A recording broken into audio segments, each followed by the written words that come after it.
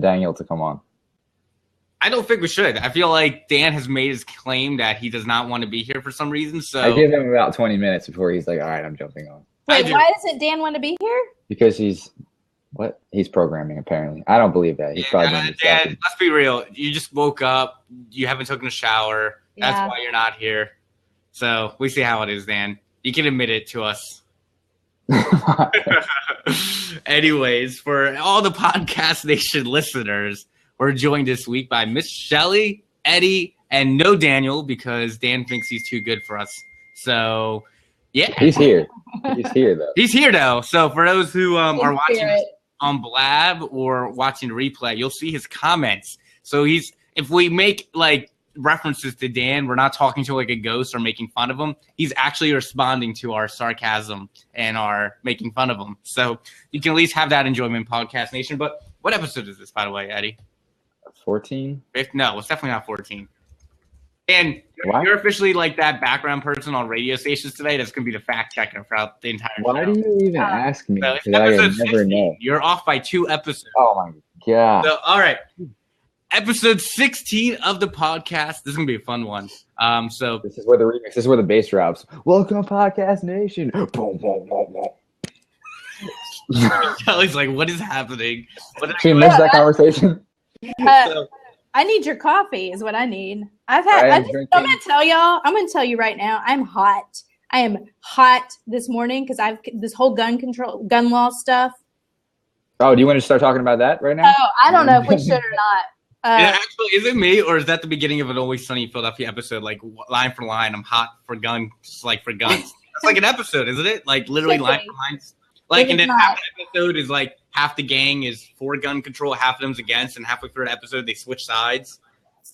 So you guys, no, they did 2 episodes of that because they did it like again, like later on where they just swap sides. Like, but anyways, just for the hell of it. We should probably start off by saying like what happened in Orlando, no matter whose side's on gun control, is just absolutely terrible. It's horrific. It's horrible. I was heartbroken, definitely. And I saw, what was it, yesterday? It's officially passes the worst mass shooting in United States history now. Yeah. That's crazy. Yeah. So.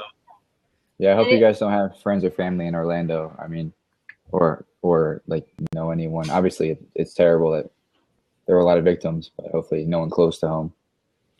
Scary. I mean, think about how many people. I feel like in Orlando too. Like how many of them are probably tourists. Like that probably wasn't just an Orlando hit. Like that probably families all over the map from it. Yeah. It's crazy.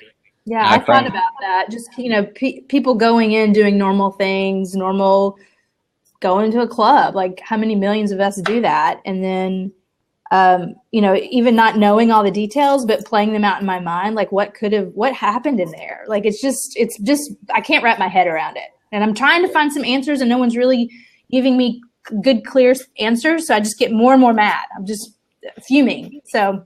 And not just the terribleness of this. One of the things that I think is really irked me personally is like with the campaign scene, everyone in the political side, like embracing this as leverage for them, like how crazy that is, that people die and people are trying to milk it for more votes. Like that's happening. That's crazy. And unfortunately, we need something to happen. Something has to change. Exactly. Yeah. I'm like, just like, what are some solutions here?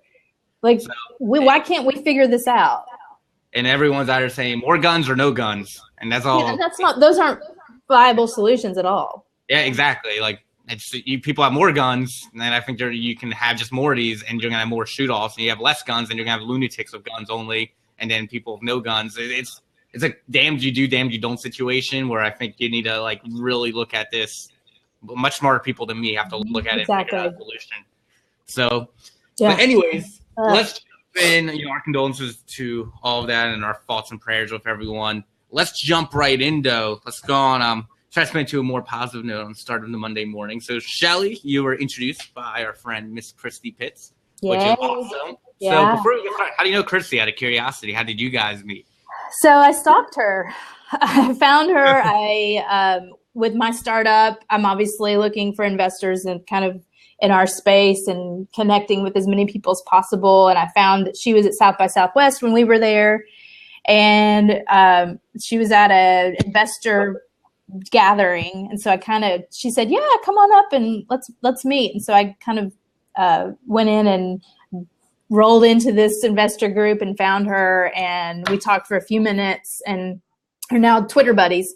So I love everything that she's doing, and she's a female investor. I'm a female investor, as well as an entrepreneur. So there's just a lot of overlap there. So she's great. We should probably give our condolences to Christy on the behalf of her Sharks last night, as they were eliminated from the Penguins, who I hate with a passion. Oh, okay, yeah. Christy's probably mourning that loss this morning, which is, it sucks for San Jose fans, though. Granted, they also have the Warriors, who probably will win the finals tonight, so I don't know how the it must be a hard life for them. Yeah. Oh, no, our one team lost the finals, but our other team's in the finals. The horror. Yeah. As a Philadelphia sports I didn't realize she was such a sports buff. Oh, my goodness. I'm friends with her on Facebook, and it's like every picture is the Sharks. Is her with the Sharks. It's crazy, and it's awesome, and I love it. So, as just a sports fan. I was actually in Pittsburgh all weekend, so I saw the opposite side where the entire city is penguined up, where it's just penguin logos everywhere. I'm so happy that they didn't win while I was there, because I hate the Penguins, and being there when that city was celebrating would have just been like the entire city mocking me. So I'm very glad that didn't happen. I will tell you real quick, Mike. So yesterday was my 17-year wedding anniversary. So I've been married 17 years. Yeah, long time. And I dated my husband for 2 years before we got married without knowing that he was such a huge sports guy. Like he has a PhD in poetry. So he's like super sensitive, Mr. Creative Writer, Mr. Played guitar, serenaded me on the beach. And that's when I fell in love with him. Got married, and I do not know a man alive who watches more sports than my husband. So you just did it for your entire relationship, and when you got married, like, yes, yeah, you're on the completely lied to me. I'm like, oh, I'm wooing you, Mr. Romantic, and now I can't get away from it. And now my one day you found a secret room in your house where there was just like jerseys and televisions and you had this crazy NFL Network pass and all the passes, and it's like, oh my god. That's usually how it is, though. I can't tell you how many people we even work with, like our clients of ours, where day to day they're the nicest people in the world, but when it comes to sports, I mean, they're going to curse you the hell out at the event. They're just going to go crazy. I'm one of those people. There's no doubt about it. You should see me at I went to the Flyers Caps playoff game earlier this year and lost my voice for the rest of the week. So yeah, it's like going in the deep end. So So let's talk about your little story. So you kind of gave a little background. You're an investor. You're an entrepreneur. So let's really first, for those that are listening that have no idea who you are, give like a brief summary of who you are, what you do, and then let's go to the beginning a little bit more into your origins. Like, what was your upbringing? What brought you into this lifestyle? That kind of thing. Mm-hmm. Let's see. Super high level. I'm a psychologist. I'm a mom. I am CEO of a company called Torch. I left my psychology practice. So here's the deal. I got my doctorate in August of 2010. I left my practice in November of 2010. So I had all of 3 months practicing as a, Dr. Prevost, and left psychology to go be with startups. And so I was brought into this, and actually that's where we are right now. We're at a venture capital incubator called Lamppost Group, and I was the director of happiness. And so I studied positive psychology for about 10 years. So that's the scientific study of happiness. And when they asked me to come in, I said, my one requirement is I want to be the director of happiness. And they were like, okay, whatever, that's dumb, but okay, well, that's fine. So I did that. I was the shrink. Kind of think about a staff shrink for entrepreneurs. So that's what I've done I did that for 4 years. Came, from this long line of psychology and have applied all of that to startups over the last few years. And it's all gone to hell because now that I'm a founder, there's literally no happiness. There's no self-care. There's no well-being. It's just constant chaos and hustle and it's intense. And so I'm unlearning some things and relearning other things about how to be successful and try to be a happy person. So yeah, that's what I've done the last few years. So what kind of changes did you introduce to the culture of the companies you worked for? for the happiness. Yeah. And honestly, like the biggest thing was just talking, like communication. There's so much, like if you just simply sit down and discuss what you're thinking and feeling instead of just being like this passive aggressive, which is, not communicating or triangulating is the word, where you, instead of talking directly with the person you're having issues with, you talk to two other people instead of actually going to the source and dealing with it. And so that triangulating never helps, but it happens in work environments all the time. So we just don't. So what I did was a lot, just like make people sit down and talk to each other. That was the biggest deal. Yeah, we did a lot. Like one of the things I'm realizing even now as a CEO, like how little appreciation I give to my startup. Like I forget to tell them, thank you. Like you guys are doing this. Like the CEO doesn't really do anything. The CEO is just kind of like, has an idea. Everybody else in that room is the one executing on it. So I get so like focused on the vision and where we're headed that I forget to stop and tell people thank you, like have gratitude. And so that's a lot of what I helped the other startups do. And now I'm forgetting to do it myself, like all the time. So we went out, I took him out to lunch Friday. I gave him a Amazon gift card and I'm giving them have y'all heard of these like floating, like Epsom salt? They're these floating, have y'all heard of this? Okay. Bath salts? No, it's like I honestly don't know, but I've given them gift certificates. So these floating beds, I wish somebody would like chime in that knows what this is, but you float in salt. It's here in Chattanooga. It's called Lucidity. And I'm giving everybody, apparently it's like a better night's sleep than you could ever have. But you only go in for an hour and a half and you just lay in these salts and I don't know. We'll see. But I'm trying to show a little bit more gratitude. So, and Eddie, we got a little bit of I think echo from you. I'm muted. I think it's from. Interesting. Hello? No echo. Cool. So one of my questions for you, Shelley, is based off of happiness and researching that for 10 years. I find a lot of, especially early stage startups, but even successful people truly aren't happy people, right? Usually they're like going for the grind nonstop and they're very tunnel focused. And even I've catch myself where the success of your company is your happiness level. And if things aren't going what your expectations were, you personally are interfered with your own emotions based off your company's DNA. So my question for you is, what is the signs of like what makes someone happy, and what do you usually find is like the signs of those that are happiest are usually contributing that to and or just mindset? Yeah, I really am struggling to believe that you can be fully happy in kind of the traditional sense of the word as a startup founder. Like, I think let me say that. So I think there's a couple things with happiness studies that we know that experiences give you happiness, but that's often pretty fleeting. The things that I like to focus on are more like engagement. They call it flow. So when you're in flow, like you're doing something and you forget to eat, you forget to pee, you're just like so engrossed in that. So, and meaning, like doing really meaningful work is something that we forget brings quite a bit of happiness. And so to me, like what I'm learning now is happiness is super, super hard work and it's a grind. This is the hardest thing I've ever done is start this company, but I've never been as happy either. So it's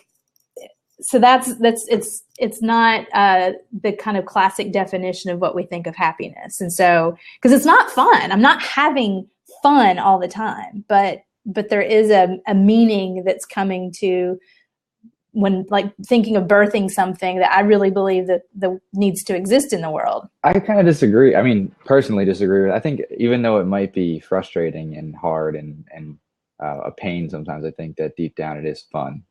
And the idea of making something that didn't exist before is fun. Yeah. What's fun for me, honestly, and my kids are like, we never knew you're this competitive. Fun for me is winning. Like, I want to win. I want to kill and crush the competitors. And I'm willing, like, it's just like working out. Like, it sucks to do it. Yeah, that's not fun. But the results are fun. It was like, and I'm paraphrasing the Muhammad Ali quote that, like, praxis freaking sucks, but it's the praxis that makes champions. So you just suffer then because later on you'll be a winner. Yeah. So Dan, if you want to go and do the research and actual quote, man, this is your chance, Mr. Background Research Guy today. Dan's in flow right now. He can't even hear us. Yeah. But I think that's did he find out about the Epsom salts, Dan? No. I don't think he's paying attention. Yeah, Dan, step up your game, man. But no, I get it completely, which is like, but that kind of ties into where I think a lot of unbalanced happiness, which is like people put so much into the grind because they want to crush the competition, but that's the metric that's going to evolve their success. But even then, that's so short fleeting. I think even shorter than experience, because the idea is like, you just had a victory, but you're immediately back into the grind, right? This is not like you're a sport team, you just won the championship, and now you have 6 months off season, right? Like, congrats, you just signed that new customer. Get back to fucking work, because the next customer, you're not going to survive 6 months from now, right? Like, that's... I think that goes to the mindset you're just talking about. Like, there is this, like, it's not balance. Like, there's no... Can you guys hear me? Okay, I can't hear you now. Oh, okay. That's fine. As long as you're not leaving. I'm just talking to the air here. The mindset of like we have to get over this notion of balance. Like there's no work-life balance really. Like that's, people still try to find that. But it is the mental attitude of, I told someone recently in an interview, like, I'm here to get beat up every day for what I believe in. I feel like every morning I wake up, like figuring out what do I need to conquer today. And again, it's not fun for me. Like, I'm not a naturally like combative, like crushing it person. Like I'm like a therapist. So this is not natural but I want to win. I want to make something huge. So I'm willing to do that. Is that like a logical thought process every morning that you have? So take me through that, how that works, like what you decide you're going to conquer for. Yeah, I wake up. I don't sleep. That's one of the issues. I literally go to bed like 10 and wake up at 2 or 2:30, and I cannot go back to sleep. I have to take Benadryl. Healthy. Not like to sleep. So I wake up early, and I think about like this whole journey for me has been insane. Like going from EQ person, like very consensus building therapist, to having to like help people see a vision and take them somewhere. The confidence I've grown over the last 6 months is I've surprised myself, because I just didn't think I had this in me. So every morning I wake up and think about I do all these like cheesy self-talk things, but think about like, what's the thing that most scares me today? And it usually is something about like having to think through like some of the technical decisions, which I don't understand. I've never fundraised before. I'm not financial. I've never had a business class, like all these things that like I've never. Oh, Dan's here. I wouldn't have bet that we didn't actually place. Screw I like that Eddie Smells on the whiteboard behind Dan too. Oh, damn it. I wouldn't have even seen that. That's what I was doing for the past hour while you guys are waiting for me, just writing that. Just one letter every 10 minutes. All right, so I totally interrupted, so now I feel horrible. So let's back to Shelley. So Shelley is saying she's kind of learning. I've just never had a business class. So everything. I wake up in the morning, I think about what do I need to learn today, and I literally just sit there and I Google shit all day that I don't understand. And on my phone, I'm like, okay, I don't understand what that means. So let's go actually deeper. Like, what is your actual day-to-day morning routine? You wake up, your alarm goes off. What are you doing? So I'm really bad. My phone is my alarm. So I literally don't wake. My feet don't touch the ground without checking emails and Twitter and Facebook. And so, which is so awful because of the company that we're starting about moderating technology, but it's true. So, and then I spend time with my kids in the morning too. Like that's a lot of I get up and on a good day, I'll journal because I really, I think in another life, I'll want to be a writer. So that's a very big part of the process for me, is just getting clear on my head. I always look at my schedule. I try not to email right away, but I do. And then my kids get up. They're up by 7, sometimes earlier, and we spend the morning together. And I live in where I live in Chattanooga. It's overlooking the city, so it's a Missionary Ridge. So I'm really lucky to get to have this gorgeous view of the city. So I always take my coffee out there, and my husband and I talk for like 15 minutes. So, and then I'm like, that's your meditation, I guess? It is. Yeah. Yeah. I'm not a good meditator in the traditional sense of the word. So the startup founders we've talked to, and some of the other professionals, like everybody seems to have this morning thing going for them, or like this thing that they do as part of their day, which is either meditation or like just quiet thinking or listening to music. Or some people I've talked to in my group that I'm traveling with, they have other weird things that they do. But that sounds like, that's something. Yeah, I think I'm weird in that my kids are I want to spend time with them, like, and they're 13, 10, and 7. And I'm like, they're growing up. So when I have a few minutes, that's what I want to do. And because I'm not with them that much. And so when I have time, that's my meditation. That's my connection. That's, my impulse is to want to be with them. But that's part of the balance, right? That's really important. The balance that we can't find. Yeah. Yeah. I couldn't do this if I had to sacrifice being a mom. I wouldn't do it. So let's talk about kind of sacrifice. Let's talk about switching over to creating Torch. So for those who have no idea what Torch is, what is it? And then what made you say, I'm going to create? So Torch is, let me back up. So my oldest is 13, my oldest child. He was 10 and he found Minecraft. So for 10 years, I was winning at parenthood. I was like, I'm a psychologist. I'm like reading the books. I'm doing emotion coaching. My husband and I are like team on this. Well, all hell broke loose when he discovered Minecraft. So his 10th birthday, he got a computer, his first computer, and a Minecraft account. He's probably a lot like you guys. This techie kind of budding personality started where he would literally get up in the middle of the night and get his computer, and he'd play until he had to go to school the next day. And this went on for a long time. I did the same thing. It is. Yeah. And a lot of the techie guys I talked to are like, I was that kid. Never. Never. All the time. His 21st birthday, actually. I had a Minecraft party. It was awesome. I love Minecraft, and I play Minecraft with my kids. But they're at 4 a.m.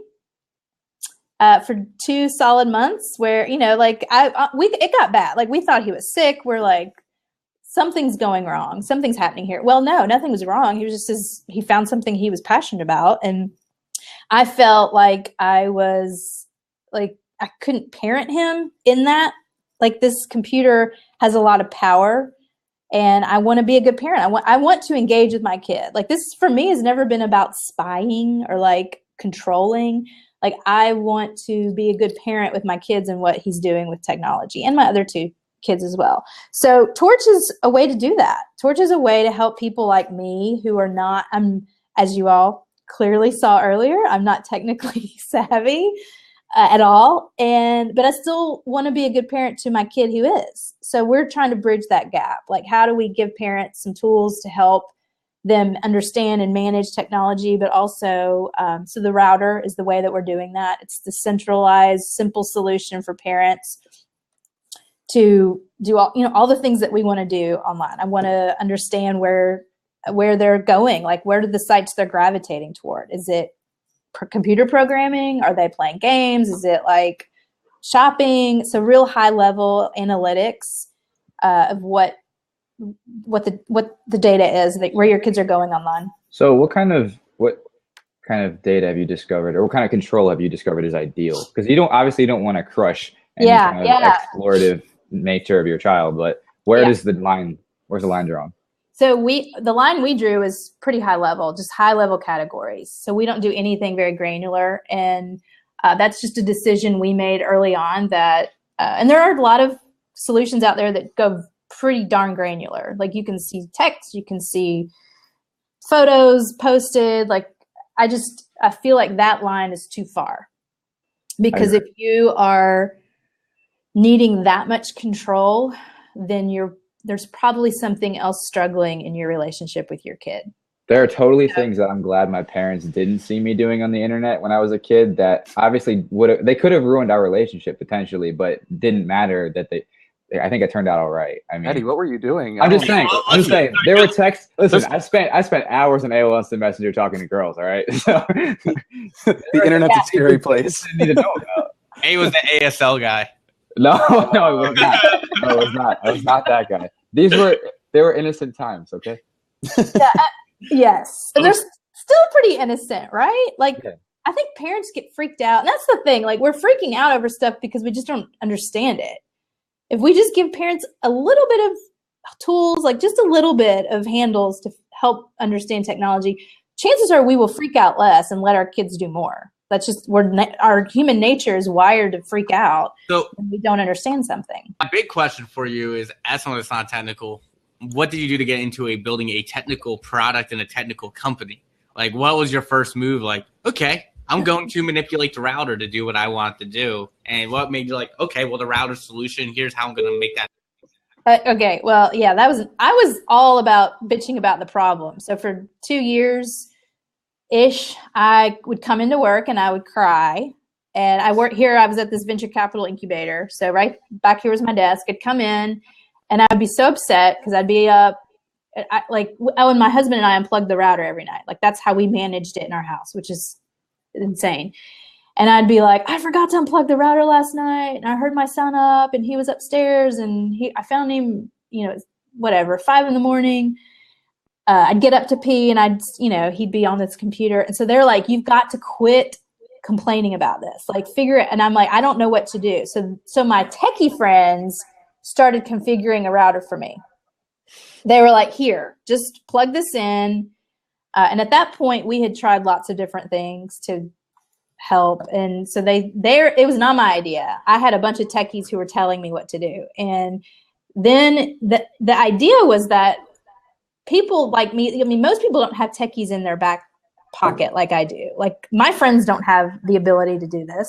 So why don't we like democratize this a little bit and give it to people that don't have an IT team at their here to help them. So that's where the idea came from. I still like don't really understand technically the router. Like I do more, but I'll never fully get it, like how it works.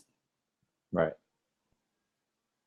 Does that answer? Yeah, no. So my question for you is going more high level. So for the early stage entrepreneurs listening to this who are non-technical but have a technical idea, like find people. So going into that, was it you brought someone on just straight up co-founder? Were you like compensating as just like, here, I'm going to pay you X amount of dollars. You go and build this prototype for me. Like, what was your? Yeah. So for us, the way it worked is I had 2 other co-founders who are the technical co-founders. So one is, both of them are networking guys. And so then we went and found some software folks to build the software. So I'm not good technically. What I am good at is finding the right people to help me. So I remember 2 or 3 years before Facebook came out, I asked a kid in my youth group who was learning to program if he would build me a website where I could share pictures with my mom and my sister when my kid was really young. So, and I was like, we should have stuck with that idea. That was Facebook like 2 years later. But I have needs, and then I would just figure out who can help me solve it. So that's like one of the most important parts about being an innovator is recognizing a problem, right? Yeah, I think so.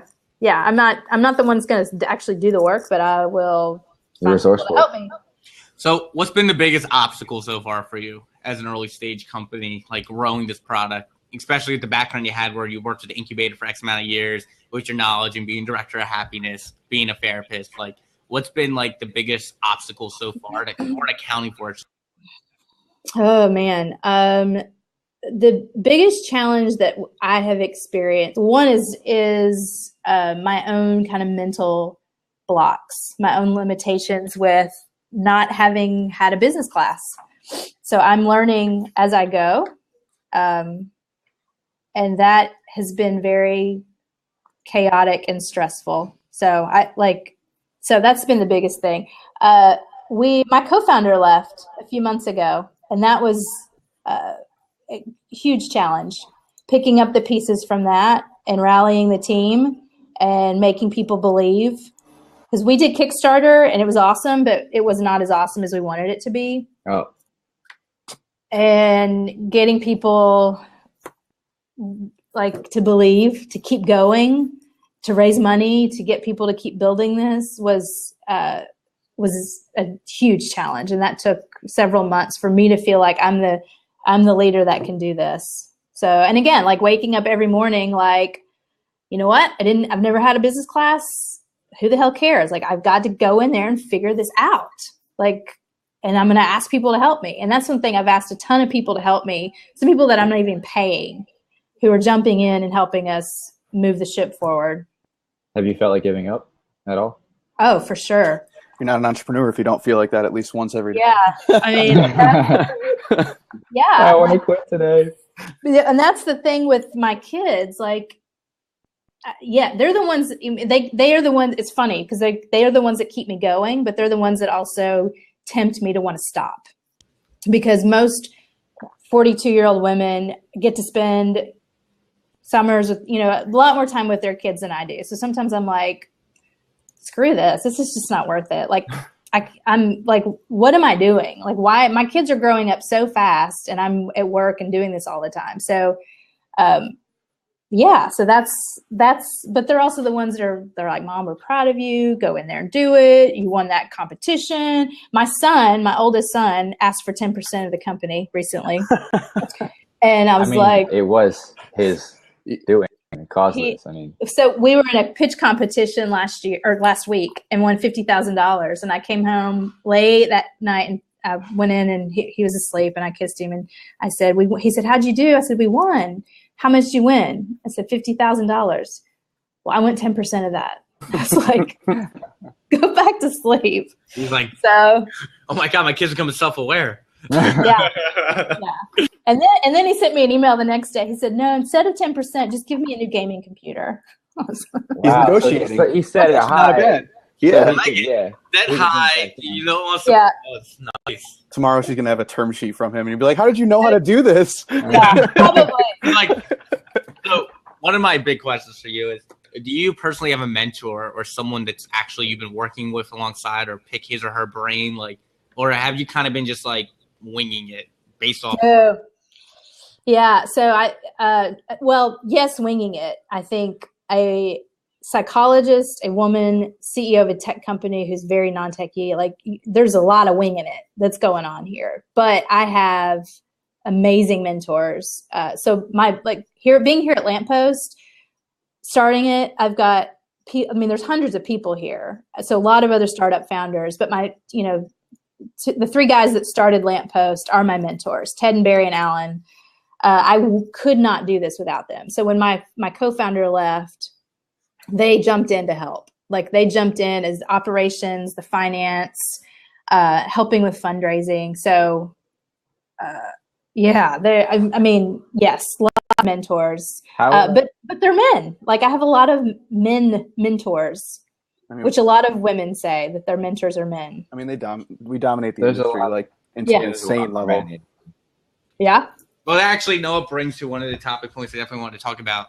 We had the same discussion, Chrissy, which is as a female founder of a technical company, what are some of the things that most, especially in the male-driven world of entrepreneurship that unfortunately exists right now, what's been some of the biggest obstacles from that, and what's some of the maybe assets from it, things that you've been doing that people might not be thinking about? So I'm a huge believer of weakness, you can turn a weakness into strength. So what have been the things that most people probably don't even know of that's been a huge struggle, and what's some things you've been able to leverage? So I was at a pitch competition a few weeks ago in Atlanta, and I had an investor come up to me and say, where's your husband? What's your husband do? And I was like, he's a writer. Well, where is he? He's with your kids right now. And I was like, well, he is. And he said, so what are you guys like? Is he like Mr. Mom? And I was like, well, I mean, like, how is any of this relevant? But we had that conversation. And I left and I was pissed. I was like, how dare him ask me that? Because he wouldn't ask any of the guys here. But then the woman I was with said, I see it differently. I think he wants to invest in you and he's seeing if your attention's divided. And so I think, again, it's a mindset. Like, it's totally how you look at it. I get so sick of these like panels of women bitching about being the only woman in the room or how hard it is to fundraise. Like, okay, so it is, whatever, move on. Like, just like, it really becomes a very tired conversation pretty quickly. So I think more women just need to quit bitching about it and raise money and keep moving. I do think that if you're a woman that gets to a high level with a startup, like you start seeing success, you have to be better than your male counterparts. I do. I think that the women that get to that level have something extra, like extra smarts or tenacity or like something that sets them apart, because it's been hard to raise money, which was surprising to me. I think people don't know that I can pull this off. So I think I've even seen some of our competitors who also do not have a product, who are like CEOs or men. They're raising a lot of money. So I don't know. We could speculate if that's gender stuff or not. So one of my questions is, because I think it's, especially a female show, which we know of, is that, there's definitely an issue still where, like, exactly what you said, where like female population, just minority groups overall too, just don't get treated fairly the same. In your opinion, what is something you think that could be fix it? So like, where this is not even a conversation. Just all people are treated the same, where the dumb people don't get funded, the smart people get funded, and the people that know their shit will succeed and the people that don't will fail, right? Just like everyone's the same. Like, is there ultimately a solution, you think? Is it time? Just like as more and more like the old guard kind of dies out, literally? Like, is that the only solution, or is there other things that you think should be?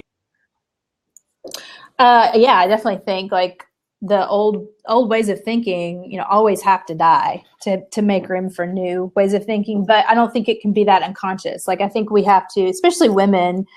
Joanne Wilson says, stay in the line, like when you're building your business, you need to be very public about that, because women, 12-year-old girls right now, I want to be looking at me as a woman starting a company and thinking like in their DNA, in their developmental, like growing up, okay, I could do this, because I never saw that, like never saw women in business. I grew up Southern Baptist, so I never saw women like do anything really powerful or take leadership.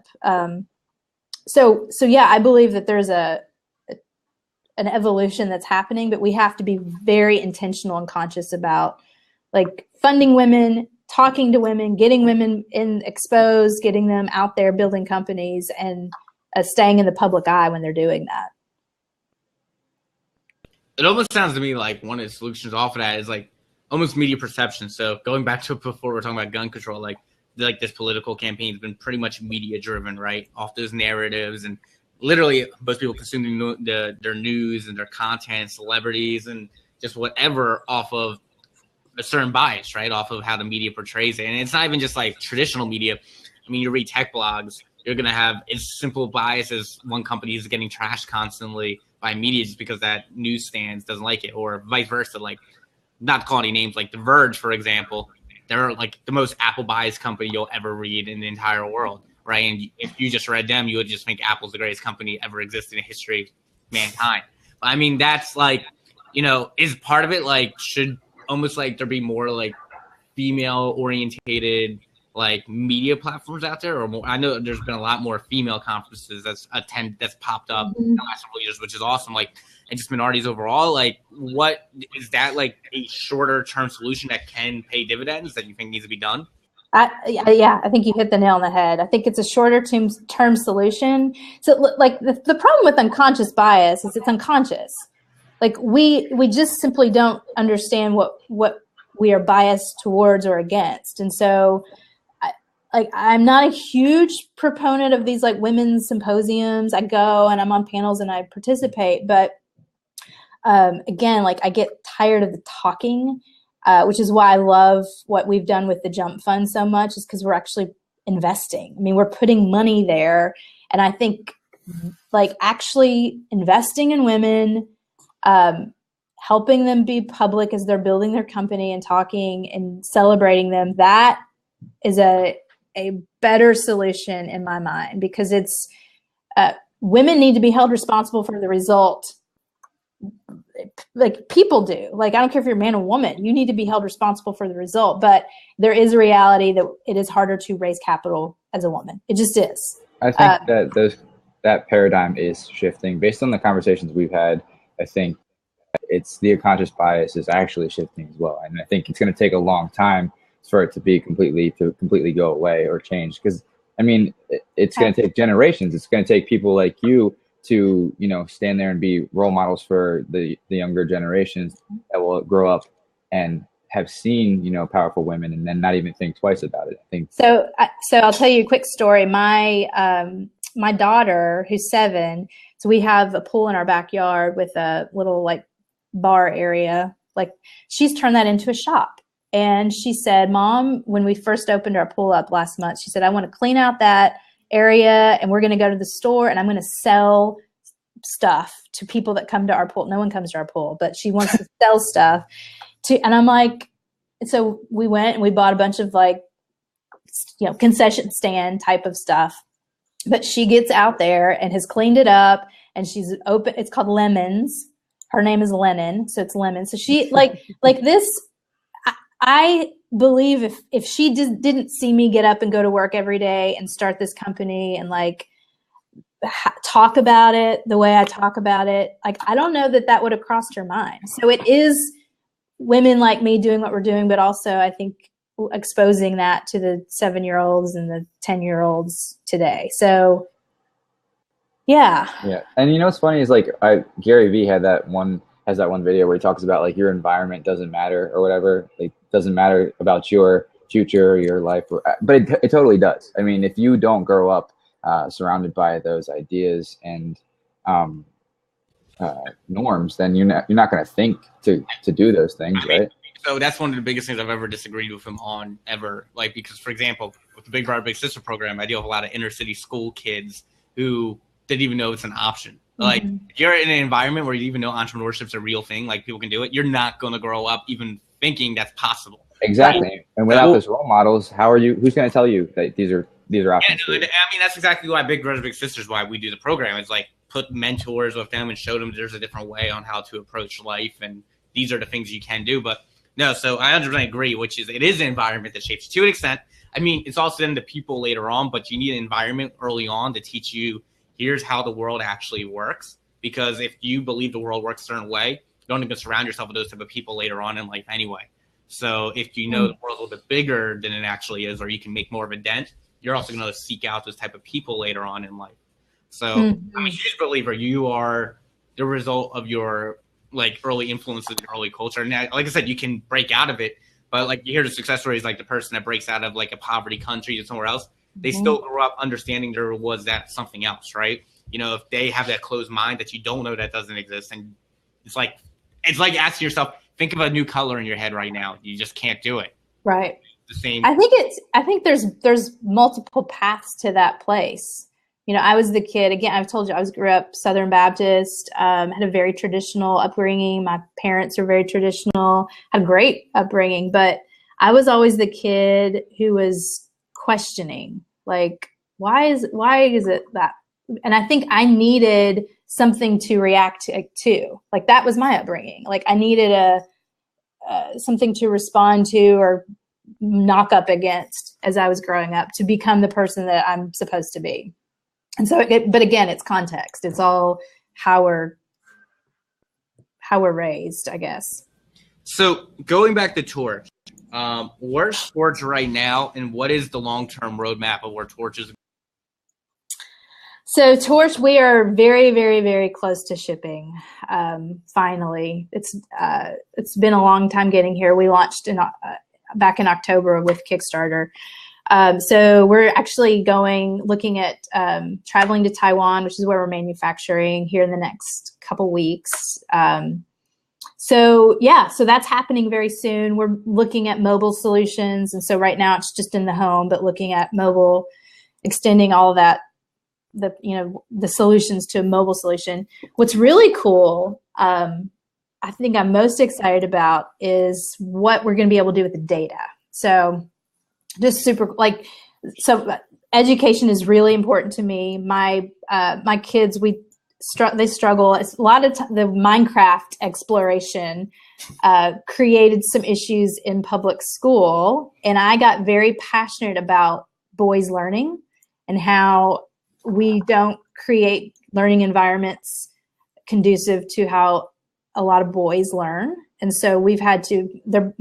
All my kids now are in different schools and thriving, but I'm really interested in education models and how we can use data from the router to help augment the lacking education for a lot of kids in this country. So what can parents do to seed their kids with more creative things that they can be doing online, whether it's art, video editing, graphic design, computer programming. So with data from the router, we can set up profiles for kids to really push out cool stuff that they can be doing online. So think of it almost like a STEM play with EdTech, where parents can take a more active role, or caregivers or teachers, people that want to push some of the, because a lot of times, like, I want my kids to be online. I just want them to be doing something a little more creative, less consumption. I just don't know what that is. I don't know how to give them that. Like, there's just so much. So unless I just Google.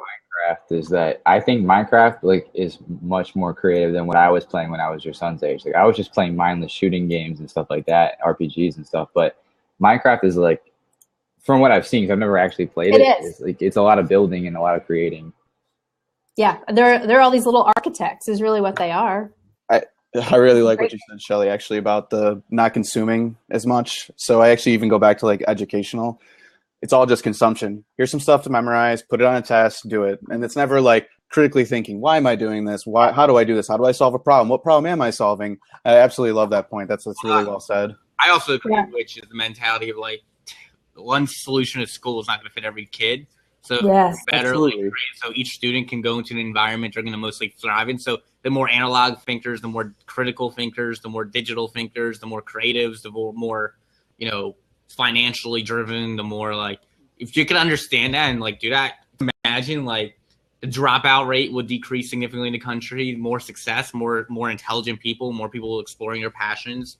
It's incredible that doesn't already exist, in my opinion. I know you have, like, in schools, like, directions to go, but too many prerequisites, and then the format of, like, you have to cater to overall grades to keep a school's, like, budget in line versus actually educating students to something they're passionate about. It's insane that what you talk about, Josh, that doesn't happen and it's very small, even at the college level, where you start to hone in a little bit, and even then, and then the other flip side is when you're younger, it's like private schools, Einstein schools. They're the only ones that have some, like, inkling of what you're talking about. So it's, like I said, we go back to the same thing. It's the foundation that we're laying out, and then the figures and the role models that are out there that are not pushing the right message, or at least what we think are not the right messages at the moment. And I totally agree with you. And I think that the luxury of, like, absolving parents absolving themselves of responsibility of our kids' education is no more, because we all know the system in this country is really flawed. And so I know more and more parents are figuring out, what do I do? Like, some people can afford private schools. Some, like, even if I can't, what can I do? How I want to take an active role in my kids' education. So, but I don't know where to start. And so that's really kind of what's next for Torch, is almost like this educational infrastructure, because we're not using the internet the way that I think we could, the way that we could to educate kids and get them, like, set up with creating and, like, what are they really passionate about? Like, each of my kids have their own thing. I will say although Minecraft is awesome, now that my kid is getting older, he doesn't do Minecraft anymore. He would just literally play Fallout 4 20 hours a day. So there's a point where I think there's a window where they're doing a lot of creative exploration. And then they just are like, that's too hard. I just want to shoot people. So how do we like harness that creative time for a lot of these kids, because the schools aren't doing it, or they're not doing it well. Most schools are not doing it well. So I would like to think that Torch is the kind of the leading edge of doing that. And we have the router, so we'll have data to do it well.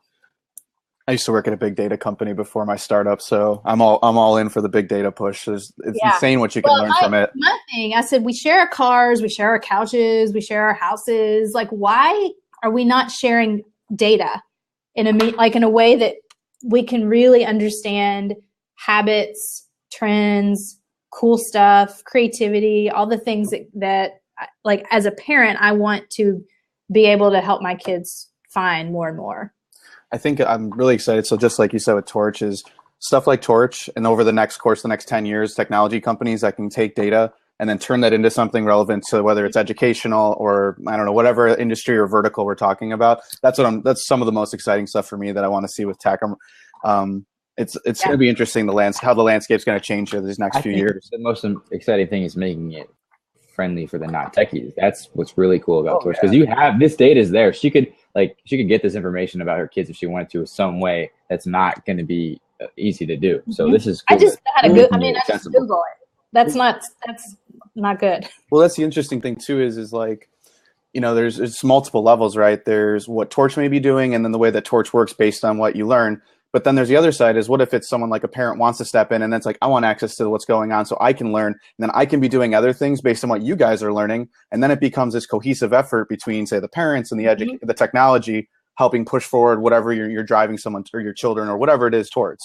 Yeah. So for the last 3 years for me it's been my own education as much as it has been my kids. Like, I have had to let go of my need to control. I've had to let go of my need of like my fear. I've had to get in there and play games with them. Like, I play Madden with one kid. I play Minecraft with another. I tried Destiny, and I'm not good at that one. I was obsessed with that one. That was last year. We're in Fallout 4 this year. Moving on, guys. Yeah.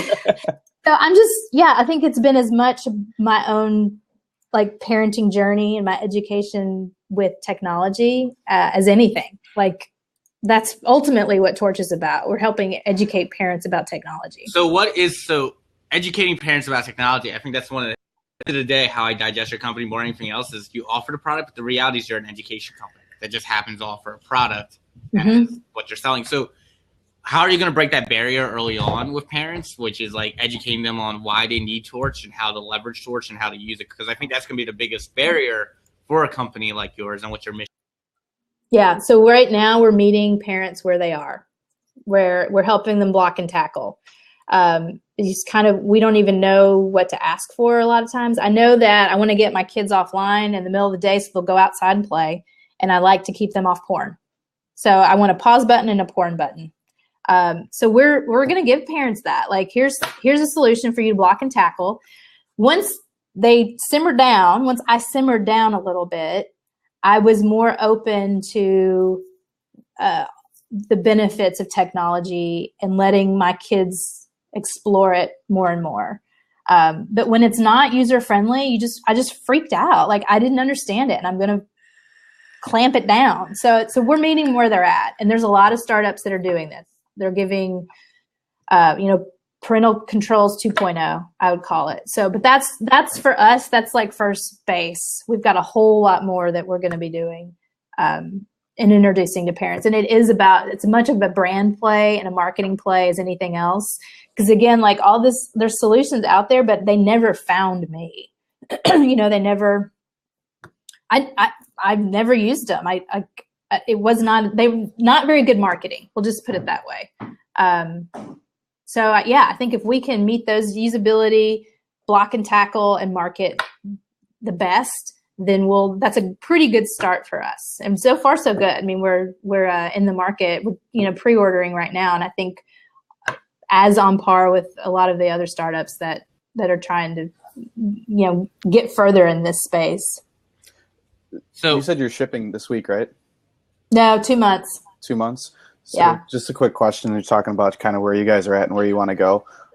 With your first, shipping your first product, which is obviously huge for any startup. How far into this roadmap, or like with where you guys are, what you're first shipping, how far along are you guys in what you're trying to do? Is this very like, we got this one big piece of it ready, or we have a little bit of everything, or where you guys kind of stand right now? Yeah. So feature wise with the router, it's looking pretty good. Like I feel very confident we're going to give parents the block and tackle tools that they need. And then version 2 is mobile. Like we have to do something mobile because everyone's on mobile devices. The data play for us will be what we're raising Series A money for. Okay. So that's going to happen a little bit later. Cool. Does that help? Yeah. Yeah, no, it's cool. It's just interesting, like I said, getting to that shipping point, and then, like I said, knowing, where your roadmap is and then how you're going to get yourself there. It's interesting to see kind of that evolution. So I'm really excited to hear you guys are shipping. That's a huge step. Yeah. Congrats. Almost there. We've delayed, and it's been frustrating for us and for our customers, but feeling like, I'm all about, if you've shipped a perfect product, you've waited too long. Yep. But like parents like me are a very fickle group. Like you get us or you don't. So there's no coming in and fixing things as you go. We have to be very good when we finally ship this product. So we've done a lot of figuring out as we've gone and making sure that we're shipping something that we're proud of. So what are some of the hardest parts of sounds like you're in right now. What are some of the hardest parts of the crowdfunding approach, and would you recommend it to other founders? Yes and no. So crowdfunding for us was it was for everybody. It's intense. We did about 6 months of prepping before we even ever launched. Like I was constantly out there, the whole team, and we were doing social, doing a lot of speaking, getting tons and tons of emails. So when we launched on Kickstarter, it was just like let's call it all in. Let's call in all those favors now. And it was a good test the market for us, but I do feel like we over-indexed on that 1 month when we could have been using resources all along the way. So, yeah. And you kind of have to adhere to the Kickstarter timeline instead of your own. And so, I don't know that I'd do it again. I mean, it was good for what it was, but it was I don't know. So it's funny you say that. One of the echo name. Test. All right, there we go.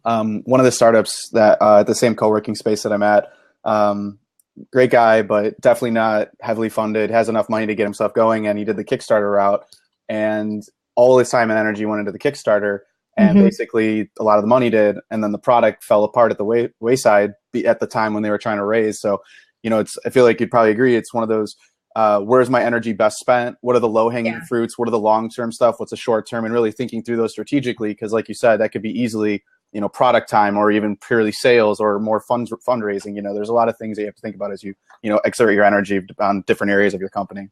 There's a lot of things I would do differently. I mean, looking back last year, we spent a ton of money in our videos and our branding, which are awesome. Have y'all seen them? Y'all need to see our videos. I'll send you links for our YouTube videos.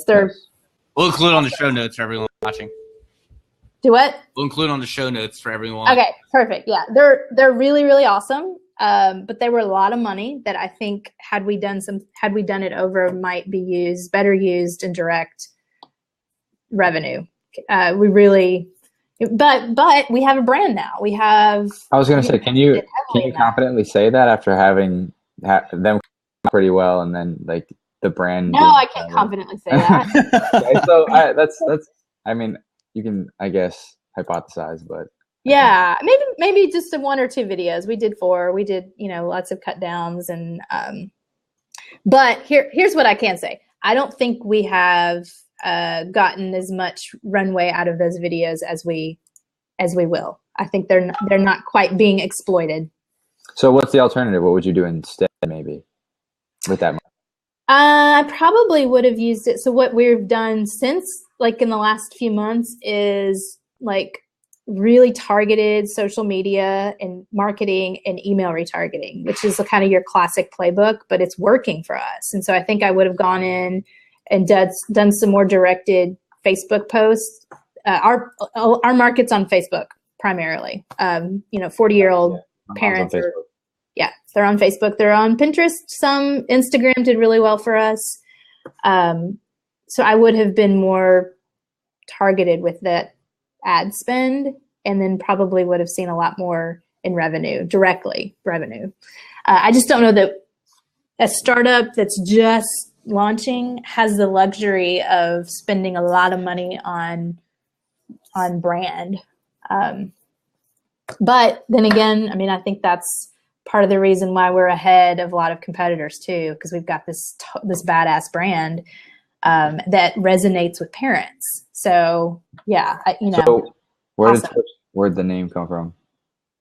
So a couple things. It's an homage to Minecraft torches. So the love-hate relationship with that lovely game, and the idea of shedding light on something that feels pretty dark for a lot of parents, just because we don't understand it.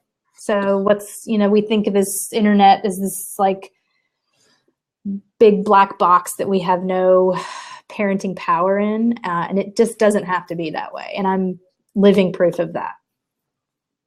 That's awesome. Mm-hmm.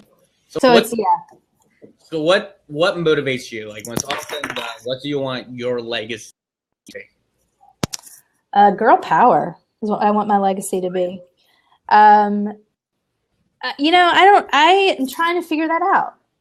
Like the whole idea of calling. I wrote an article on Inc. Gosh, it's been several years, and it did really well. And I think the idea is, what is our ego and what's our calling? And I think they feel very similar. I'm a very ambitious person, so I think that my ego is pulling me to do something big in the world, but I think that it can also be your calling. So I think, I hope my legacy is showing other women, showing girls, showing my children that those two things can coexist in very big and meaningful ways. And you don't have to be I've never had a business class. I do not understand technology. You don't have to have that, whatever you think you have to do this work. You have to get really good at finding people to help you. But I think most people are, when they interview me or we talk through this, they're really interested in the fact that, how did you get here? Because you didn't have any background in any of this. And I think that's part of how I got here. Like it took a mom telling a bunch of techies, you haven't solved this problem, for millions of me. Like I don't know that could have happened if I hadn't been in this incubator. What would you say is the biggest thing that keeps you up at night right now? The biggest obstacle you're currently facing that you're still trying to solve? So literally every night, something is waking me up. Last night we have a dog who's half lab, half pit. He's black. Speaking of dogs. Wonderful. Speaking of dogs. Hey there, puppy. I left him outside while we were talking, and now I feel bad, so he gets to be an extra co-host. Yay. I woke up last night because I found a tick on my dog yesterday, and I was like, he's not been given flea and tick medication. And he's I can't feel all the ticks on his body, so we have to do that. And I told my husband that this morning. He's just like, you have problems. Like, really? That keeps you up? But it does. Like, I think these things, mostly what keeps me up is stuff with my kids. Torch keeps me up because of what I can't control. Like, the tech is what keeps me up at night. Like, the things that I can't control, I don't know what to do with that. Like, my mind can't metabolize that. Marketing and sales and like, I get that. Like, we're selling the shit out of these things, like things that's working, but the tech I can't control. And I'm just, maybe you all can give me some advice. Like, Happy to help. I meant therapy. Oh, I meant technical. Like, if you need help, not that I can give therapy, because I can give technical therapy, whatever that means. Yeah. Oh, there's a job. We just made an entire new vertical. I love that. I'll be your first client. Like, honestly, like, there's so many technical questions that I have that people reassure me. They're like, yes, we're on it. But because I don't understand it, or I can't actually sit down and program, I'm having a hard time with that. I mean, you said you have 2 technical co-founders, though, correct? Or one now? One now. Mm-hmm. And we've got a great tech team. Like, they're total badasses. But again, it's my own. Are y'all control freaks, or is it just me? Are we talking about deadlines right now? No. I think it's on my product. I feel like it's part of that. It's both. It is both. I mean, yeah. Honestly, it's like, you know what though? I don't think I don't know if it's as much control, but like, so I'm co-founder, I'm not CEO. So obviously, you know, in the sense, I'm selling my CEO when I have ideas and product things that I want to bring to light.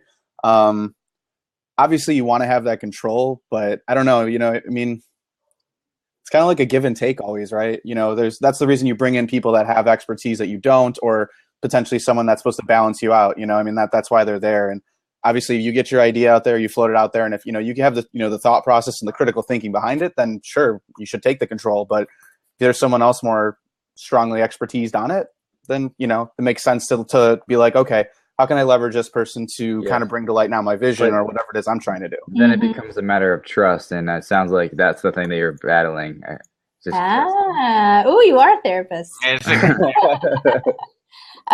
no, it's hard for me. Yes, I think control and trust are probably 2 sides of the same coin.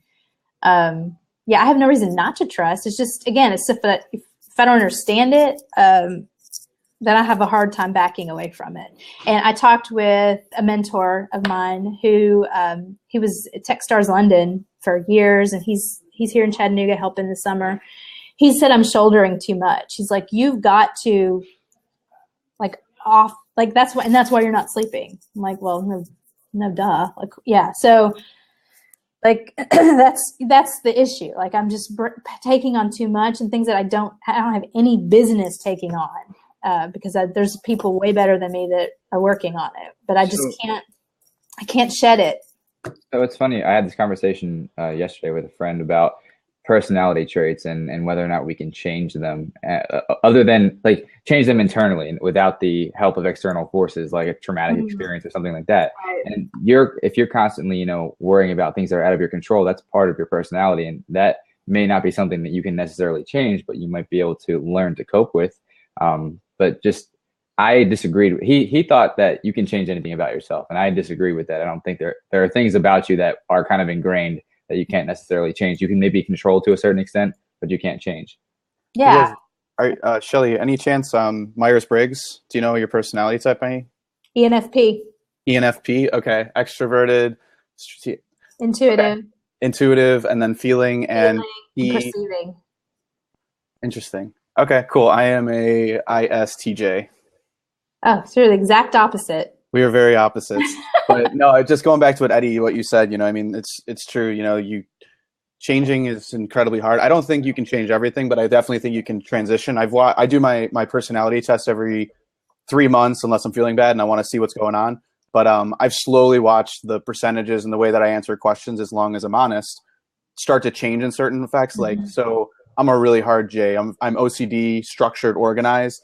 But as I'm trying to manage and look at all the things that are going on in the business, I'm realizing I have to pull back and be more of a P, where it's just kind of let things go and have other people put the structure behind it and, you know, look at it more holistically. So it's interesting that you say that, but I definitely think you can make tweaks. That's really a conscious effort for you still, right? I mean, that's something that you really have to focus on. Yeah. Yeah, I mean, it is, but I'm sure Shelley has similar things where, you know, even if this is one thing where it's still like, you know, you might feel like you're struggling with it, I'm sure there's other things along the way from either learnings or just experience that you're like, oh, I've kind of tweaked myself, or I've learned and I've moved to a different level, or I'm thinking about this differently. So it allows me to, you know, move the business forward still. you know? So Carl Jung is the one who originally came up with these archetypes, and he talks a lot about just through your life cycle, the goal is really integration. So yeah, I think my core will always be ENFP, but as I grow and hopefully like become more and more self-aware and have more and more life experiences, the goal of life is integration of all those personality types. And so, and I think the biggest thing for me is having started this company to go from such a high feeler. I've taken Myers-Briggs a lot, and I'm always an ENFP.